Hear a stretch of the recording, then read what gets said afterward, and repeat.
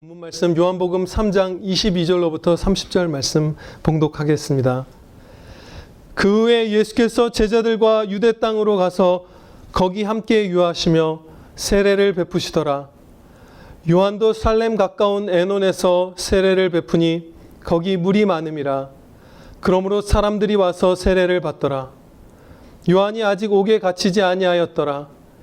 이에 요한의 제자 중에서 한 유대인과 더불어 정결 예식에 대하여 변론이 되었더니 그들이 요한에게 가서 이르되 라삐어 선생님과 함께 요단강 저편에 있더니 곧 선생님이 증언하시던 이가 세례를 베풀매 사람이 다 그에게로 가더이다. 요한이 대답하여 이르되 만일 하늘에서 주신 바 아니면 사람이 아무것도 받을 수 없느니라. 내가 말한 바 나는 그리스도가 아니요 그의 앞에 보내심을 받은 자라고 한 것을 증언할 자는 너희니라. 신부를 취하는 자는 신랑이나 서서 신랑의 음성을 듣는 친구가 크게 기뻐하나니 나는 이러한 기쁨으로 충만하였노라. 그는 흥하여야 하겠고 나는 쇠하여야 하리라 하니라. 아멘. 요한복음 3장 22절로부터 30절 말씀, 예수님만 높일 때 삶은 가볍고 기쁘다 라는 행복한 제목으로 선포하도록 하겠습니다. 예수님만 높일 때 삶은 가볍고 기쁘다. 예수님께서는 한 곳에 오래 머무르시는 법이 없이 정말 쉴 틈 없이 이곳저곳을 다니시면서 사역을 하셨습니다. 그래서 이 예루살렘에 올라가서 유월절을 지키시고 니고데모와 대화를 나누신 후에 그냥 금세 또 다른 유대의 시골로 내려가셔서 거기서 세례를 베푸시고 복음을 전하시는 그 사역을 하셨던 것이에요. 그런데 이 예수님께서 세례를 베푸셨다라고 기록하고 있지만 그것이 예수님께서 직접 주님의 손으로 세례를 베푸신 것이 아니라 제자들을 명예해서 세례를 주신 것이었습니다. 그게 4장 2절에 기록되어 있어요. 예수께서 친히 세례를 베푸신 것이 아니요 제자들이 베푼 것이라. 거룩한 예식, 세례와 성찬 같은 것들, 이런 것들은 비록 이 연약한 인간의 손으로 행하더라도 그것이 바르게 행해졌을 때에는 주님이 주시는 것입니다. 성부와 성자와 성령의 이름으로 우리가 세례를 주잖아요. 그것은 사람에게 속한 것이 아니라 그 세례를 집례한 목회자에게 속한 것이 아니라 100% 하나님께 속한 것이에요. 그래서 우리가 교리를 배울 때 우리가 말씀을 좀 더 세세하게 봤던 것처럼 만약에 우리에게 세례를 준 목사님이 후에 중생하지 않은 가짜 성도인 게 드러나고 만약에 그분이 심지어 이단에까지 넘어가서 이단에 막 괴수가 되었다 하더라도 성부와 성자와 성령의 이름으로 우리에게 세례를 줬고 내가 그 세례를 받았으면 주님이 직접 나에게 세례를 주신 것입니다. 그래서 여기서 예수님이 손으로 주신 세례는 아니지만 예수님이 세례를 주셨다 이렇게 기록하고 계신 거예요. 그렇다면 사실 세례 요한의 세례도 똑같은 것이죠. 본질적으로. 그것도 그리스도께서 주신 세례입니다. 예수님께서 제자들을 명하셔서 세례를 베풀고 계실 때 조금 다른 지역에서 세례 요한도 세례를 베풀고 있었습니다. 23절 말씀입니다. 요한도 살렘 가까운 에논에서 세례를 베푸니 거기 물이 많음이라. 그러므로 사람들이 와서 세례를 받더라. 아멘. 물이 많은 곳을 찾았다는 이 말씀을 볼 때 기본적으로 침례를 이렇게 했던 것 같아요. 세례 요한이. 그리고 예수님께서도 그렇고 침례의 방식을 이렇게 하셨던 것 같아요. 그런데 성경 말씀을 보면 사도행전 같은 말씀을 보면 침례만이 아니라 우리가 오늘날 장로교에서 일반적으로 행하는 그런 식의 물에 몸을 완전히 잠그지 않는 방식의 세례도 나오거든요. 그러니까 이것이 꼭 이래야만 한다라는 것은 아니고요. 그러면서 이런 말씀들을 볼 때마다 느끼는 것은 이 장로교 또 합신이라는 교단의 질서와 마찰만 없다면 우리도 침례를 하는 것도 참 행복할 수도 있겠다. 내가 정말 주님 안에서 죽고 다시 태어났구나. 새 생명이구나. 나는 예전에 진선미도 아니고 홍순자도 아니고 박지원도 아니구나라는 걸 침례로 좀 더 가시적으로 맛볼 수 있을 것 같아요. 아무튼 그렇습니다. 둘 다 괜찮은 거예요. 요한은 쉴 새 없이 일하신 우리 예수님의 몸답게 계속해서 끝까지 성실하게 일했습니다. 요한은 사실 그 사역이 이제 쇠약해져 가고 있었잖아요. 우리의 이 땅에서 쓰임받는 것도 그렇죠. 늘 동일한 정도로 쓰임받는 게 아니죠. 어떤 전성기가 있는 그런 일들을 하는 경우도 있고, 노년에 접어들어서 어떤 영향력이 줄어들 수도 있고, 여러 가지로 우리의 이 땅에서 각 사람이 소명을 갖고 여러 위치에서 여러 역할을 감당하면서 사는데, 그것은 이렇게 어떤 내리막이 있고 오르막이 있는 것 같아요. 그렇죠? 그런데 이 분명히 세례 요한은 내리막이었어요. 그런데 끝까지 충성했습니다. 아, 이제 나에게 남은 능력, 내게 남은 기회, 내 사역의 이 영향력은 정말 미약하구나. 다 이제 예수님과 예수님의 제자들에게 갔구나. 사실 사도들이 세례 베푸는 것을 전에 들은 거 아니에요. 내가 내 손으로 베풀었는데 이제 사도들의 손으로, 12제자의 손으로 세례를 베푸는구나. 내 때가 끝났구나라는 걸 느꼈을 거예요. 그러면 우리는 그럴 때 멈춰서기도 하죠. 아, 이제 은퇴해야 되겠다. 이제 이렇게 크게 쓰임 못 받을 바야. 이런 말을 겉으로 하지 않겠지만 머릿속에서 취치작 자기도 모르게 이제 좀 그만 충성해도 되겠구나. 이렇게 생각하는데, 요한은 자기에게 남아있는 그 한 달란트를 소중하게 여겼습니다. 그래서 끝까지 충성했던 거예요. 거의 다 사람들이 예수님께 가고 있지만 자기한테 오는 사람들에게 막 복음을 전했던 거예요. 이 충성 자체가 영광되고 행복할 뿐 아니라, 저도 여러분도 전성기가 언젠가 끝나겠죠. 근데 그때 이 땅에서 맡은 작은 일 중에서도 작은 거에 충성할 때 장차 천국에서 큰 일을 맡겨주실 것입니다. 이중으로 행복한 거예요. 25절 말씀에는 요한의 제자들이 어떤 유대인과 정결 예식에 대한 이렇게 어떤 변론, 이런 게 일어난 모습이 기록되어 있어요. 근데 어떤 주제를 구체적으로 얘기했는지는 잘 모르겠어요. 정결 예식에 대하여 변론이 있었다, 이렇게 25절에 말씀하죠. 그런데 이 변론을 통해서 세례 요한의 제자분들이 잠시 그 죄악이 이렇게 달아올랐던 것 같아요. 어떤 일종의 좀 격한 논쟁이었을 수도 있고, 이들의 육신을 따른 이들의 소위 말하는 뭐 자존심이라든지 이런 것들이 상하는 일이었을 수도 있고, 뭔지는 모르겠지만 이분들이 26절부터 바로 다음 절부터 행하는 모습을 보면 뭔가 화가 난 것 같고, 그래서 변론이 끝나자마자 요한에게 가서 사람들이 다 예수님께로 갑니다 라면서 막 불평하잖아요. 그런 어떤 작용이 있었던 것 같아요. 이제 이 요한의 제자들은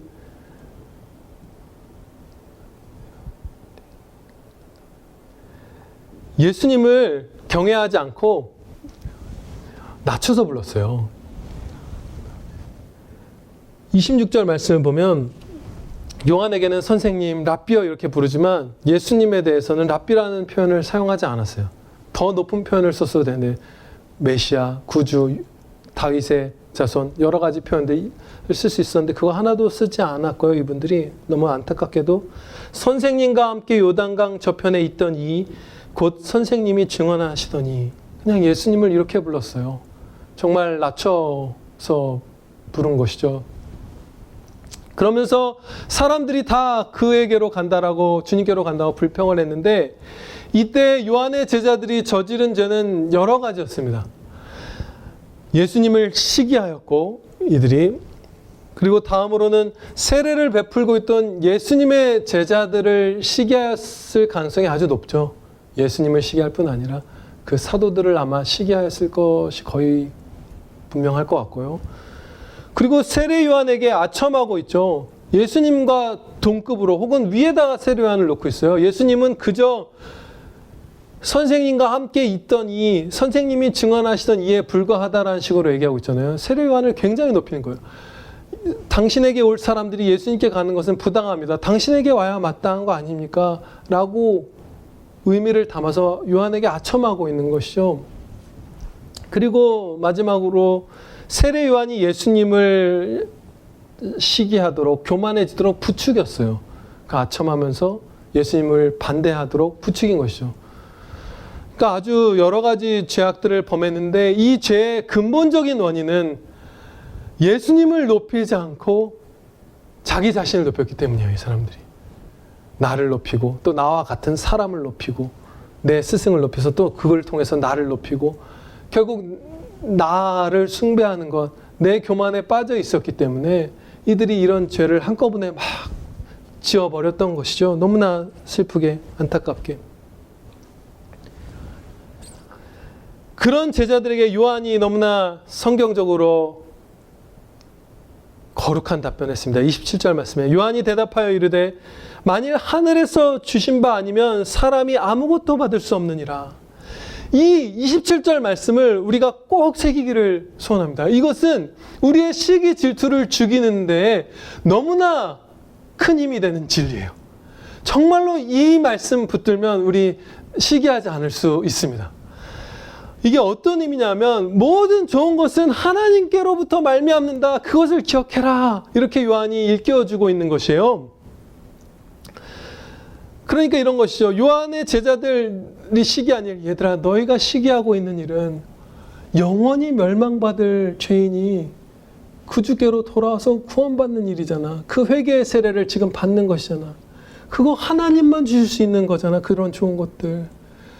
사랑이신 우리 아버지께서 그 완전한 사랑으로 죄인들을 구원하시는 것을 우리가 원망하면 그건 진짜 이상한 일이잖아. 함께 기뻐해야 되잖아. 지금 그것을 요한이 제자들에게 가르쳐 준 거예요. 사랑이신 아버지의 그 기뻐하신 뜻을 우리가 목격하고 있는데 모든 은혜들은 다 그거죠. 그런데 어떻게 그걸 우리가 원망하고 있을 수 있겠어? 하나님은 잘못되었고 그 은혜 나한테 주셨어야 하고 불공정하고 막 이런 분으로 우리가 매도한다면 그건 너무나 안 좋은 일이잖아. 지금 그것을 일깨워주는 거예요. 같이 기뻐할 만한 일이다. 그래서 모든 종류의 형제가 누리는 은혜들을 우리가 이 진리 안에서 보아야 합니다. 사랑으로. 예를 들면 이런 거죠. 어떤 형제가 뭐 돈을 사랑하지도 않고 사악하게 번 것이 아니면 부유하게 되면 그걸 기뻐해야 돼요. 우리가. 그렇죠?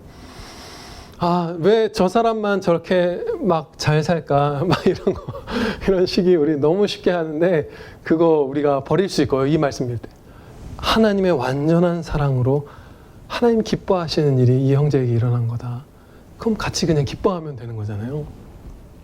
또 어떤 형제가 내 배우자보다 훌륭한 사람을 만나도 막 내 자녀가 얻은 아내 남편보다 너무 좋은 사람을 막 다른 집사님의 아내 자녀들을 막 만나도 그냥 기뻐하는 것이고, 사회에서 나보다 다른 형제가 크게 쓰임 받아도, 또 영적인 은사들이 막 누구는 더 받아도, 저 같은 경우는 방언의 은사 이런 게 전혀 없죠. 예언의 은사 이런 거 전혀 못 받죠. 네, 예전에도 한번 말씀드렸지만 존 파이퍼 목사님이 가끔 마트 같은데 미국에 주차장 넓잖아요. 차를 세워놓고 이렇게 아버지께 기도를 드린다고 하죠. 아버지, 제 친구들한테는 그 선물 다 주셨는데 왜 저는 방언도 못하고 저에게도 주시면 안 되나요?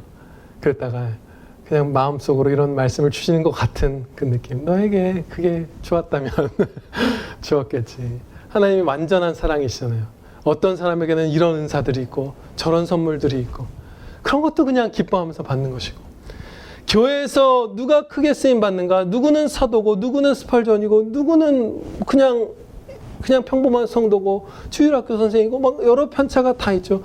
그것도 하나님께서 얘한테도 사랑, 쟤한테도 사랑, 쟤한테는 좀 더 많은 능력을 주시고, 이거 하나님이 제일 유익한 것, 완전한 사랑과 완전한 지혜의 결합으로서 완전한 능력으로 주신 그 결과이기 때문에 우리는 기뻐하면 되는 것이에요. 시기할 것이 전혀 없는 것이죠. 그 진리가 바로 이것입니다. 만일 하늘에서 주신 바 아니면 사람이 아무것도 받을 수 없느니라. 모든 좋은 것 하나님이 주셨다. 이것을 기억하면서 시기에서 벗어납시다. 반면에 우리가 사랑을 행하면 형제의 기쁨이 내 기쁨이 되죠. 세례 요한도 자신의 사역이 이렇게 저물어 갈 때 이 사도들이 막 권능을 받고 그들의 사역이 흥왕하는 걸 보면서 위로받았을 거예요. 시기하거나 속이 막 까맣게 타들어가는 게 아니라 정말 위로받았을 거예요. 이 어두운 이스라엘에 자기를 먼저 보내셔서 주님을 예배하게 하셨잖아요. 근데 자기 이제 쇠락해 가잖아요. 예수님도 이제 곧 십자가에 달리시고 승천하실 거잖아요. 근데 자기의 후배 사역자들인 이 사도들이 확 주님의 성령님의 권능을 입어서 일어나는 걸 볼 때 이스라엘 백성을 사랑하고 세계의 모든 민족을 세례 요한이 사랑했기 때문에 내가 사랑하는 민족, 내가 사랑하는 세계 만방의 이웃들에게 복음이 계속 전해지겠구나라는 걸 보면서 위로받았을 거예요. 엄청난 행복이 있었을 거예요. 자기보다 더 큰 일들을 하는 사도들이 막 나타날 때 시기의 반대는 너무나 큰 행복이 우리에게 주어져 있는 것이죠. 구원받은 자의 삶이 얼마나 강력하고 행복한 회복과 은혜 가운데인지 28절에서 목격할 수 있습니다. 그 시기하던 자기의 제자들에게 세례 요한이 이렇게 말했어요. 내가 말한 바 나는 그리스도가 아니요 그의 앞에 보내심을 받은 자라고 한 것을 증언할 자는 너희다. 이렇게 말했습니다.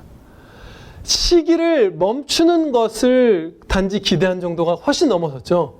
그게 아니라 나는 그냥 예수님의 신발끈 묶기도 감당하기 힘든 그런 자임을 니네 입술로 증언해라. 시기를 버리고 오히려 주님이 막 왕성하게 이 땅 가운데 그 은혜 사역을 하시는 거를 기뻐하고 너희가 거기에 동참해서 진리를 증거해라. 이사야서에 예언된 이 광야에 외친 자의 소리에 대한 그 예언의 성취의 한 부분으로서 그 예언의 성취를 막 기쁨으로 찬양하는 그 입술로 너희가 노래해라. 나의 쇠하고 주님이 흥하심을. 완전히 초월이죠. 완전한 회복이죠. 시기를 멈추는 게 아니라 함께 주님께 영광 돌리는 데까지 가자. 너희의 몫이다. 이렇게 기대하는 거잖아요. 이처럼 성도에게 품을 기대는 너무나 큽니다. 예, 소망이 커요. 우리가 지금 아무리 막 비천한 모습에 있어도 너무나 우리에게는 소망이 큽니다. 이것을 주님이 기대하고 계시고 이거 이룬 다음에 데려가실 거예요. 다 이뤄주시고 그 다음에 천국 데려가실 거예요. 세례 요한은 이제 자신이 과도한 찬사를 받았잖아요. 예수님과 동급 혹은 막 그 이상처럼 제자들이 이렇게 그를 축혀 세웠는데 그것을 결코 내버려 두지 않았습니다. 우리는 이거 좀 약하잖아요. 너무 이렇게 칭찬 많이 할 때 좀 경건한 성도분들이 하더라도 이렇게 말리지 않잖아요. 그거 잘못된 거다라고 말하지 않기는 좀 쉽죠. 스스로 막 잘난 척 하지는 않는다 하더라도.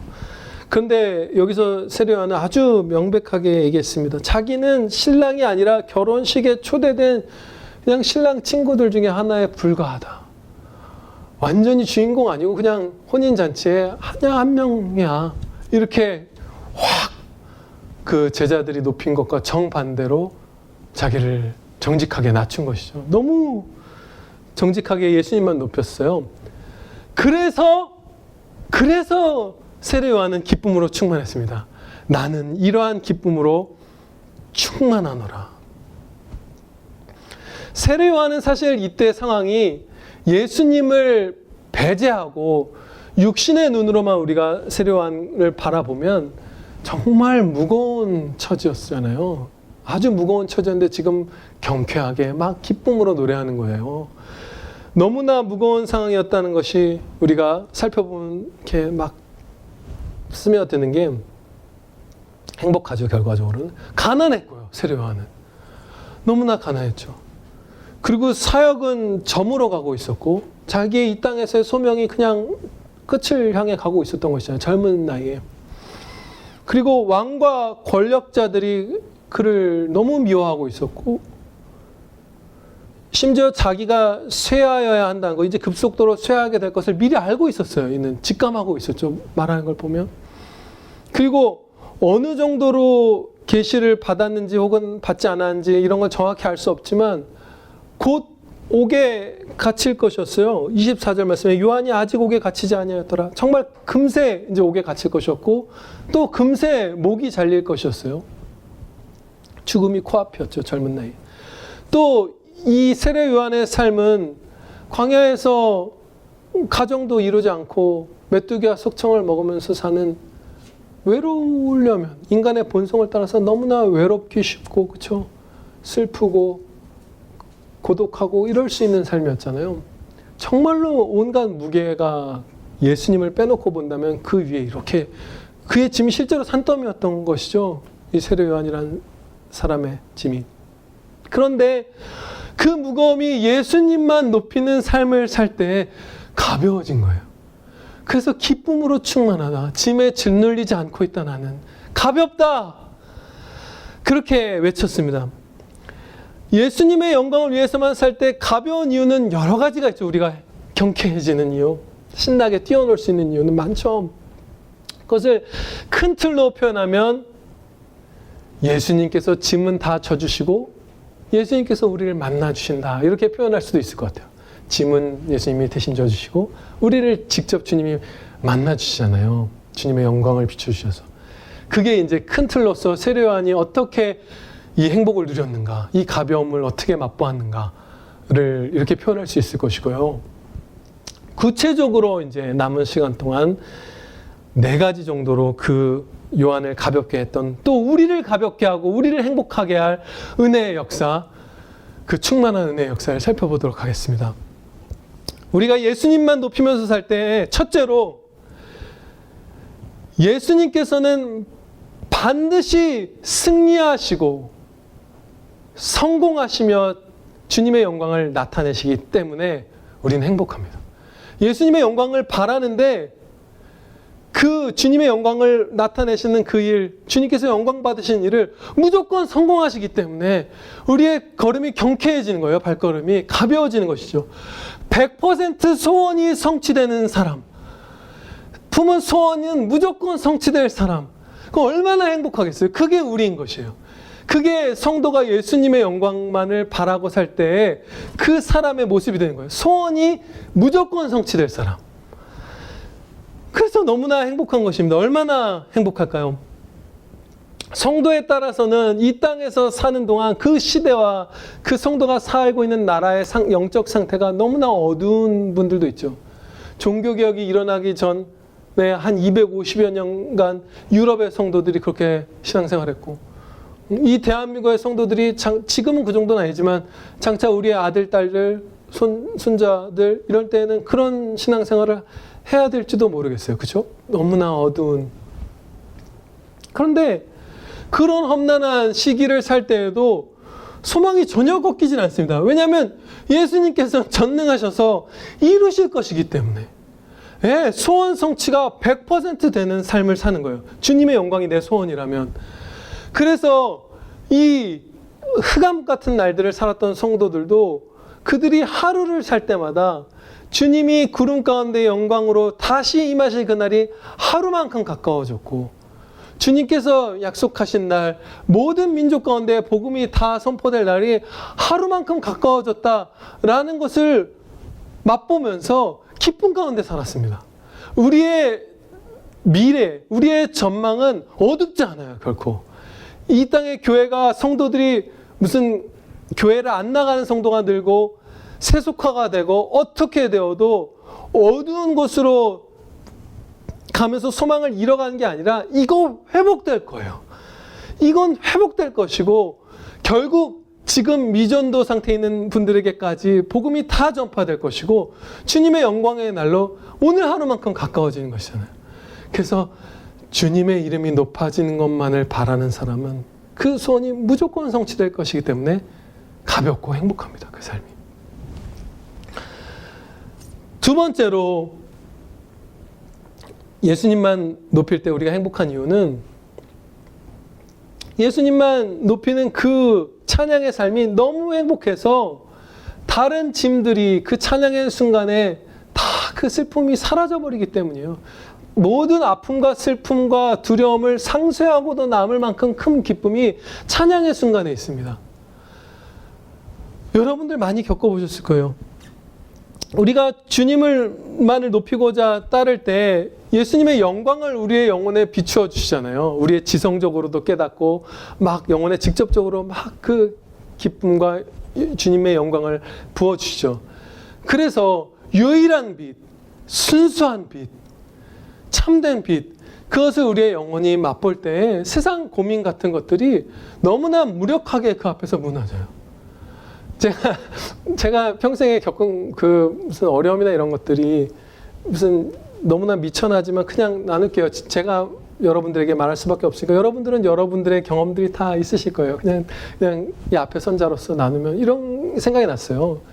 예전에 제가 이렇게 신학교에서 이제 강의를 마치고 이제 집으로 돌아오는 지하철에서 이제 거울도 보게 될 때가 있고 뭐 화장실도 가니까 지하철에 거울 이렇게 비치기도 하고 그 스크린도어에 너무 남루한 거예요. 차림새가. 근데 그 당시 제가 사진을 보면 너무 피곤해서 얼굴이 이렇게 막 퉁퉁 부어 있어요. 보름 간격으로 이렇게 무슨 링겔 같은 거 맞고 있었던 사진도 있고, 그리고 너무 막 열이 오래 안 내려서 39도를 이렇게 넘어서 막 한 주, 두 주 계속 열이 안 떨어지는데 병원 가면 이유도 모르겠다 그러고 막 그럴 때였거든요. 그런데 또 그 당시에 이렇게 경제적으로 넉넉지 않으니까 안경 보면 이 코팅이 다 벗겨져 있고 경첩이 부러졌는데 스카치 테이프로 이제 감아서 쓰고 다니고 그랬던 시기예요. 근데 배낭에 이제 금요일 날이었던 것 같은데 이제 책이 꽉 차 있죠. 뚱뚱한 배낭을 이렇게 메고 막 진짜 허름한 옷을 입고 그런 안경 쓰고 막 머리도 미용실 못 가니까 막 이렇게 막 지저분하고 얼굴은 이렇게 부어 있는데 그게 30대 한 초중반 무렵인데 내가 지금 내 동창들 만나면 그때 뭐 과장돼서 표현하면 진짜 너무 싫다. 내가 나 아는 사람들 무슨 만나게 되면 정말 뭐라고 말할까 진짜 정말 나 안 마주쳤으면 좋겠다. 정말 누구 없나 이렇게 둘러보게 되는 거예요. 나 아는 사람 없나? 이쪽에 내 친구들 많이 살 텐데. 그런데 이제 그거는 이제 제가 제 자신을 높이는 것에 집중했기 때문에 확 눌린 것이죠. 짐이 생긴 것이죠. 근데 주님만 높이려고 생각하면 바로 그 다음 주에도 그 상황은 금세 사라집니다. 그런 일이 있었는지도 모르게 설교래요. 강의 이제 다 듣고 오면서 하나님 말씀 막 너무 좋고 막 주님의 영광 배우는 게 신나서 걸어가면서 막 전도사님들 공부 잘하는 전도사님들 이런 분들한테 물어보죠. 야 그거 무슨 말씀이야 도대체 무슨 뜻이야? 그거 막 얘기해주고 그거 막 신나고 이거 막 이번 주에 가서 우리 성도들하고 나눠야지 막 이런 건 너무 행복하고 그러다 보면 내가 뭘 입었는지 얼굴이 부었는지 뭐 힘이 있든지 이런 거 순식간에 잊어버리죠. 여러분들 다 그런 경험들 다 해보셨을 거예요. 주님 사랑하고 주님 영광 돌리려고 이렇게 살아갈 때 세상 고난이 감히 그 성도의 그 발을 붙들지 못합니다. 찬양의 삶은 너무 행복해서 주님 막 영광에 비추임 받고 그걸 반사하는 삶이잖아요. 그게 너무 행복한 일이라 가볍습니다. 이 세례요한처럼 살 때 우리가. 세 번째로 주님의 이름만 높일 때에 그러한 자녀들을 너무나 세심한 사랑으로 보살펴 주시기 때문에 가볍고 행복해집니다. 우리는. 너무나 세심한 사랑으로 보살펴 주세요. 이 찬양의 삶을 살 때. 세례요한이 옥에 이제 이후에 갇혀서 잠시 믿음이 실족했죠. 여러분들 다 아시는 바대로. 그래서 제자들을 보내서 예수님께 이렇게 여쭤봤습니다. 예수께 여짜오되 오실 그이가 당신이오니이까 우리가 다른 일을 기다리오리이까.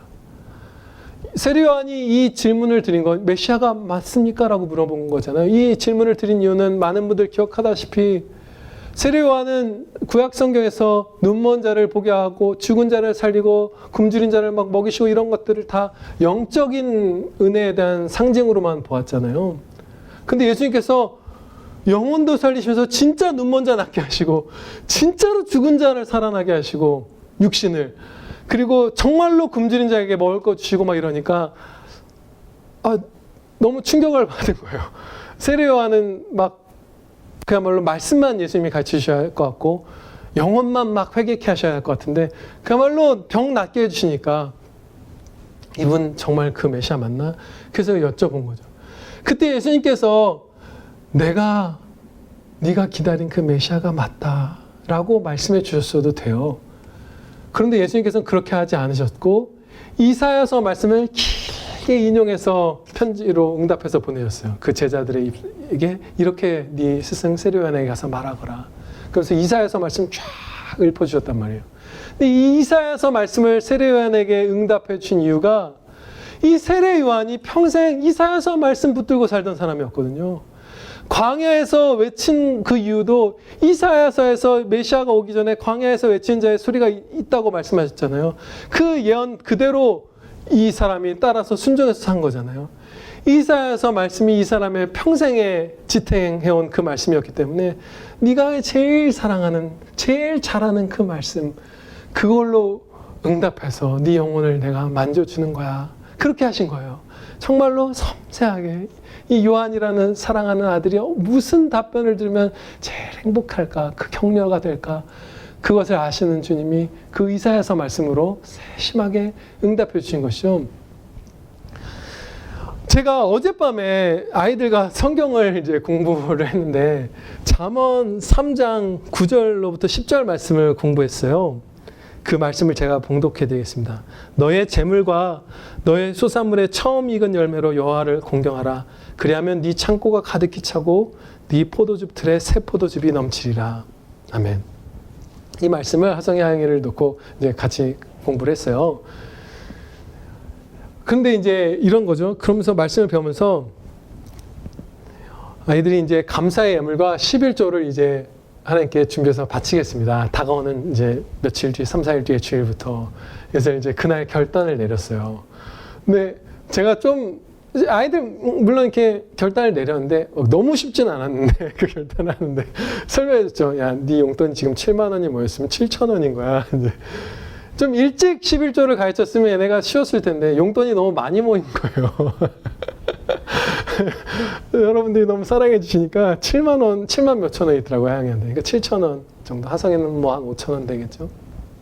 그러니까 조그만 건담도 살 수 있는 액수니까.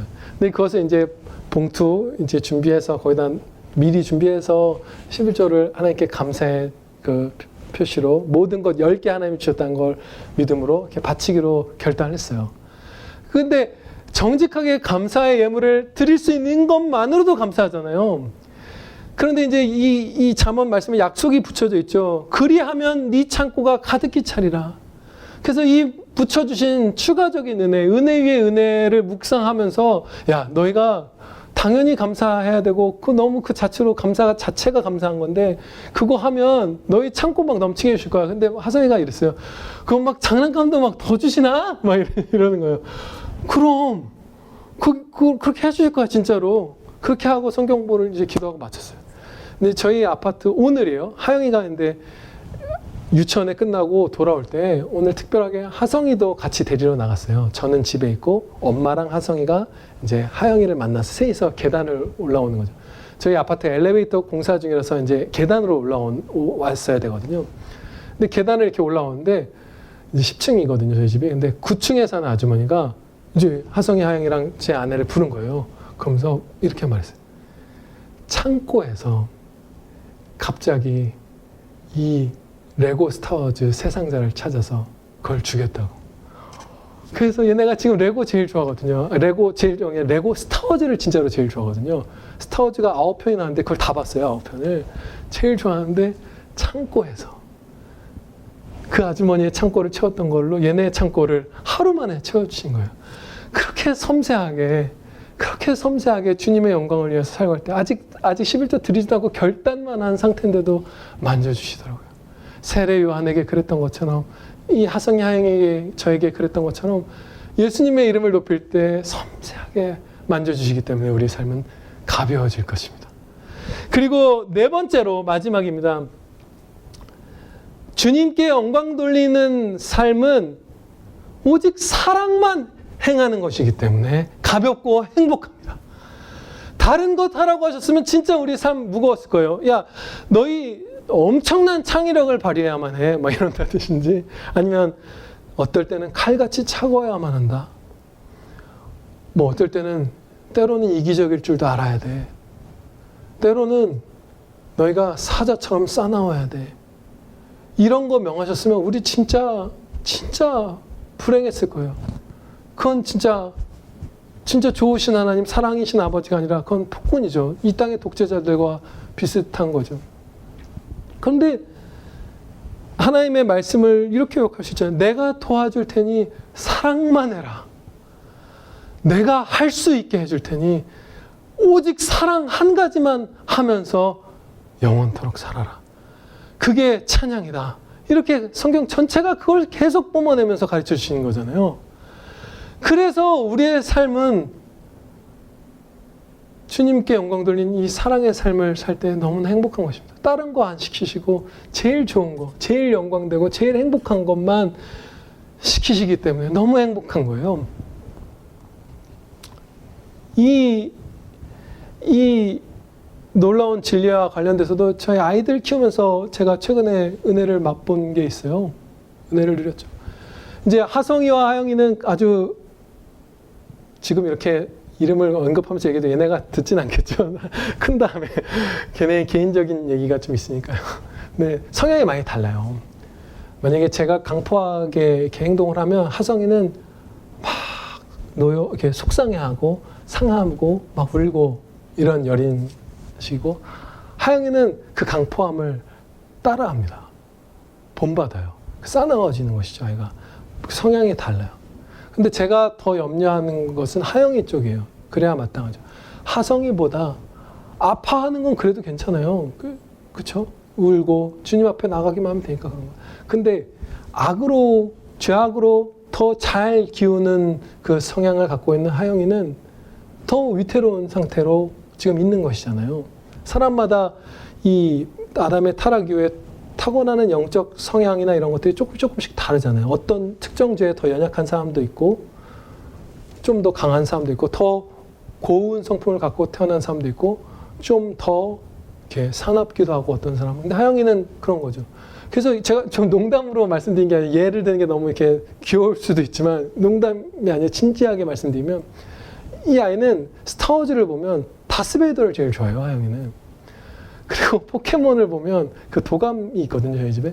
제일 세고 제일 싸납게 생긴 거를 좋아하고 그 어벤져스를 보면 타노스라고 최후의 악당이거든요. 인류의 절반을 한순간에 죽이는 악당인데 그 타노스를 제일 좋아해요. 근데 그게 그리고 놀다가도 이렇게 화가 나거나 하면 이렇게 아빠나 뭐 형이나 이렇게 펀치를 뗄 때 진짜 온 힘을 다해서 꽉 이렇게 때리는 성향이 있어요. 하성이가 확 가는 그 선보다 좀 더 강하게 강포함으로 확 기울 때가 있는 것이에요. 그래서 제가 꽤 이제 몇 달 전부터 하다못해 컵 하나를 줄 때도 하영이한테 이제 저희 집에 여러 가지 색깔 플라스틱 컵 세트가 있거든요. 그러면 부드러운 막 노란색 이런 거 하영이 항상 먼저 챙겨주고 하성이는 좀 남아있는 세 보이는 색깔 주고 근데 그렇게 이제 키우고 있었어요. 근데 이제 그러다가 이제 주님의 은혜 가운데 이 하영이를 정말로 보호하지 않으면 안 되겠구나. 이 성향을 내버려두면 마귀가 쉽게 틈을 탈 것이고 그 아이를 미혹할 것이고 혹시 제가 또 강포하게 굴거나 하면 걔는 그거 쉽게 본받을 것이고 그래서 사랑만 하게 해주셨으니까 그럼 어떻게 해야 되지? 이 두 아이를 키울 때 특히 하영이를 키울 때 내가 어떻게 해야 되지? 근데 하나님께서 명하신 엄청난 은혜가 생각나더라고요. 예수님처럼 살 수 있게 해주셨잖아요. 예수님의 마음으로 우리가 사랑하는 것 그게 우리의 삶 전체가 될 수 있게 해주셨잖아요. 아 그러면 예수님의 모습을 내가 이 아들을 사랑함으로써 많이 이 아이들이 목격하면서 자라게 해줘야 되겠다. 그러면 그렇게 막 죄악으로 치닫는 일들 정말 우리가 그런 경우 너무 많이 보잖아요. 성도의 자녀지만 자신의 죄악과 부모의 죄악, 악한 본을 본 것 이런 것들이 겹해서 막 정말 심지어 택함 받아서 후에 돌아오게 될 아이들조차 정말 밑바닥까지 막 죄악으로 치닫게 되는 거 그 성향에 따라서는 심각할 때까지 정말 위태로울 때까지 가는 거 우리가 보잖아요. 근데 이렇게 한다면 이렇게 한다면 얼마나 좋을까? 이거 할 수 있게 해주셨구나. 사랑만 할 수 있는 거. 예수님의 사랑으로 사랑하는 거 하게 해주셨구나. 그래서 이제 제가 사랑하리라. 내가 이제 2번 다시 강포하게 굴면 애들한테 내가 사람도 아니다. 그러고서 이제 한 단계 성화가 된 거예요. 그래서 정말로 사랑으로 막 이렇게 섬겼죠. 아이들을. 이렇게 싸납게 한 번도 안 하고 늘 섬기고, 엘리베이터는 고장 나는데 매일 아침 10층에서부터 1층까지 가방 매주고 막 안고 넘기고 막 칭찬하고 막 끌어안고 듣고, 최선을 다 하진 않았지만 열심히 했어요. 최선이라는 건 이게 이 땅에서 없으니까 열심히 했어요. 그러고 나서 제가 세월이 좀 이제 얼마 지났죠. 몇 주가. 제가 최근에 하영이가 이렇게 있는데, 둘이 있을 때, 하영아, 아빠가 이제 너를 뭐 이렇게 사랑을 하려고 이제 이렇게 애를 쓰고 있어. 근데 혹시 이제 아빠가 너한테 참 도움이 되고 싶으니까, 그러면서 내가 근데 널 이렇게 사랑하는 게, 아빠가 애쓰면서 막 사랑하는 게 네가 느껴지니? 그랬어요. 근데 이 하영이가 정말로 진지하게 가끔 하는 그 표정이 있는데, 저를 마주보지 못해요. 쑥스러우니까. 마주보지 않고 너무 진지하게, 어떻게 모를 수 있겠어요? 이러는 거예요. 그래서 제가 너무 행복했어요. 사랑하게 해주셔서 진짜 행복했어요. 죄악으로 우리가 치닫는 자들인데 사랑할 수 있게 해주셔서, 예수님과 함께 사랑할 수 있게 해주셔서 너무 행복했거든요.